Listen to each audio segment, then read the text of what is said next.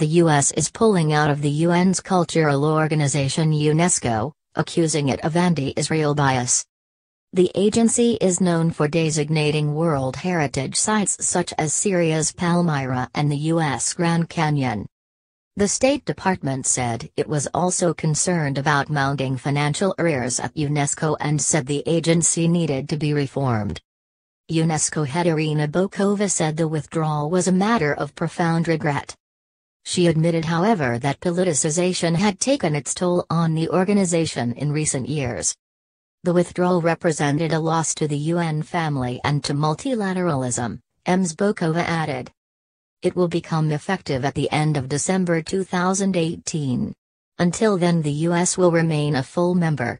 The U.S. will establish an observer mission at the Paris-based organization to replace its representation, the State Department said.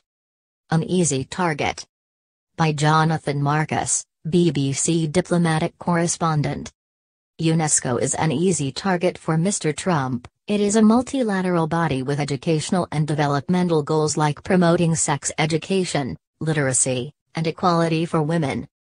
The U.S. withdrawal will be seen by many as a manifestation of Mr. Trump's America First approach and his across-the-board hostility to multilateral organizations, the irony being that UNESCO is part of the international architecture that the U.S. helped to establish in the wake of World War II.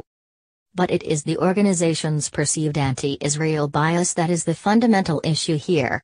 It has condemned Israel in the past for its activities in the West Bank and East Jerusalem, and earlier this year it designated the Old City of Hebron a Palestinian World Heritage Site, a step Israel insisted denied centuries of Jewish history there, not least the Tomb of the Patriarchs that dates back to biblical times.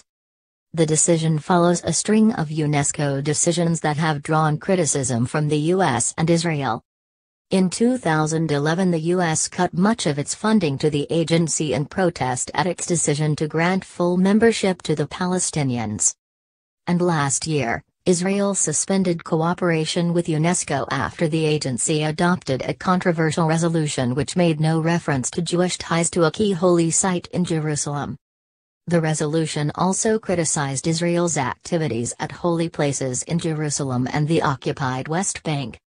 Then earlier this year, the Israeli Prime Minister Benjamin Netanyahu condemned UNESCO for declaring the Old City of Hebron in the West Bank a Palestinian World Heritage Site. He accused UNESCO of ignoring Judaism's ancient connection to the city, which includes the crypt where its matriarchs and patriarchs are buried.